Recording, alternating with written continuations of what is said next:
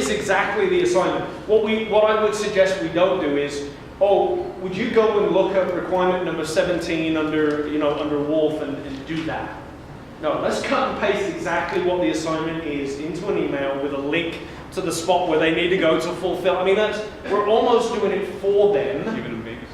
Yeah, but them taking the extra step is one of those steps that moves them from, neutral to supporter. So we almost need to do it for them, but they have to actually do it. And then some follow-up, right? Yeah. Hey, thanks for doing it. Or, Yeah, hey, I noticed you hadn't had a chance to do it yet. Yeah. And I'll do that. I'll tell him, well, he's got all of his other part done, so this is the last little bit. Yes. If you could do this last little bit, then he'll get his pin at this month's thing. And I'll just remind them that, this is what he's got to do at home. And I'll remind the boy, too, hey, go tell your parents because it's the last thing. Yeah. And they get excited. Yeah. And then that they've kind of switched and they're starting to be more excited about it when they come to you and thank you so much for doing so much for my boy. Okay. Do you have anything else? Okay, this is one of your signs. How do you know when to stop babysitting? This is one of your signs. If there's one more thing that they can do. They won't ask if they can do the whole thing. They'll say, so did he finish everything? Was there anything left? And so then you know. Yeah. Yeah. So they know that they're kind of starting to be a little bit more interested in it. They're excited that you're doing it with their boy. But that they're kind of starting to be more excited about maybe helping more when they ask, well, did he have any more? Was there one more thing that was left? Yeah. Excellent. And so then you can tell them one more. Perfect. Here. Sometimes with little older boys, if you need transportation going someplace, Yes. if you just say, we need someone to drive, would you be available to do that? And if you pick the activity that the father would be interested in, like you're taking the kids to a range to shoot 22s for the, Sure. if it's something they're interested in, it's a way of engaging them and also pulling them from the neutral up to the next step. I like the parent as cook program. Oh, yeah. Because a lot of parents will actually have a lot of fun showing up on a camp out, doing a Dutch oven, showing their thing. The boys are like, oh, this is great. Can I have my, next bowl? I didn't say second bowl, right? The next one. They just keep going. They plow through that thing. The parent feels a lot of appreciation. They get to see what you're doing. But again, if you're going to give an assignment that is, while you're here, observe, you need to be aware of what it is they are observing. Right. Right? Because remember, this becomes now, all camp outs are multi-purpose, but this becomes a multi-purpose camp out. One of your specific goals is that Johnny's dad would be able to see this, and this, positive interaction, whatever. And so that becomes as much of your camp out plan as whatever else it is that you're doing on the camp out. Extending him the invitation to drive or to cook or whatever isn't the end of it. You've got to follow through here. This is like a Machiavellian, thing that you're doing here. You're orchestrating this evil plan. Yes. Yeah, it's almost like you find yourself being the parents more than being the boys. Yeah. Addressing the babysitting factor, mainly with Cub Scouts, like my unit, we do a lot of, we're not LBX, so we do campouts and bicycle rodeos and all these big events, regularly throughout the year, and making parents a small assignment. Okay, will you man this bicycle rodeo station for us? And we do, probably every few months we have a big thing, and then they're always somewhat involved. And then it's amazing, you'll see how many of them will come to other meetings, and you keep them, going with that, and it kind of helps with that a little bit. So fortunately, I don't have when I was doing LBS students, it's hard to get them in, but I think it'll work for the same thing. If you have big events like that, Blue Gold, give them a little assignment, will you do or help with this craft table, or will you manage the food if you have potluck or something like that. Yeah, that keeps them all involved a little bit. So I mentioned two things for marketing to the neutral adult.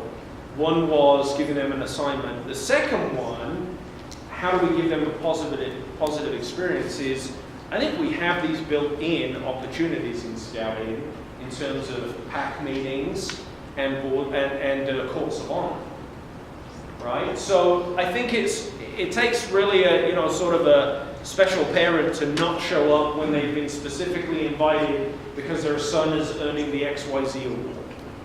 Now, I'm not saying they all will, but in time being available and that kind of thing, you'll get a reasonable percent of them. But again, it's not just a flyer on their door saying, hey, pack meeting. It's a phone call saying, I wanted you to know that your son is receiving that XYZ award. We would love for you to be there. It'd be a great memory-making opportunity. We'll get you a great photo, for your scrapbook, whatever kind of thing, right? Facebook or whatever it is. Yeah. We found that by getting the parents and the grandparents involved in scout work, Okay. where they can go on and they see what's going on. Okay. That really helps. Yeah, interesting.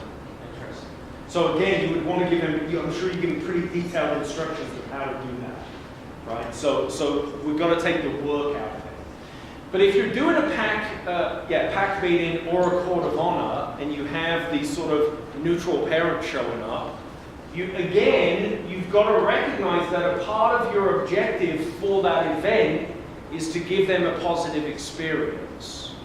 So a couple of things like keep them shorter rather than longer. Think carefully about who's going to be presenting or speaking and are they prepared and that kind of thing. Now, I'm not saying, I'm going to teach a session later today on youth leadership. I'm not saying step in and do everything so it's all perfect. If you're in a unit where your youth should be leading it, I'm not saying you should lead it to make it perfect. But recognize that a part of what you're doing here is for the neutral. You might even sit down and say, I want you to watch this because our senior patrol leader, who is 13 and a half years old, is going to lead this thing. Now, it won't be perfect, but watch the skills that he's developing. I certainly couldn't have done this when I was 13, right? You might sit down and explain to them why what they're going to see is not going to be perfect. So I'm not saying you've got it orchestrated perfectly, but you have to be aware that you have a specific agenda item in your mind, a specific ultimatum, if you like, to give them a positive experience. Comment here. I just wanted to support with the recognition throughout the program. Recognition is key. Yeah. And we, almost every time, we've had a well-organized court of honor with a good purpose. Yeah. Almost everyone, we've had these families sitting in neutral coming up and saying, hey, can you tell me where my son is? I'm just really, okay, so what do we need to do to get up there? Or I notice on your advancement board, my son's not, I see everyone's advancing. What do I, that was really neat. Or we had a fantastic Eagle Court of Honor. We made sure that those neutral families, personally invited, phone call, in person, their boy inviting this other boy, they came, after that Eagle Court of Honor, we had a lot of questions. Hey, this was really, and again, it's the recognition. Seeing the recognition and being recognized is key. One of the things that I thank you for that. One of the things I think is important is if you feel like there's going to be questions, make sure some of your adults stick around. Don't be, oh, wow, so glad that pack meeting's over. I'm out of here, right? Stick around and be there and chat and shake some hands and maybe even go up to them afterwards and say, hey, really appreciate you coming. And they might say, oh, I had a question. I thought you might, right? Maybe you even go and approach them and just shake their hand and thanks for being here. I hope you enjoyed it.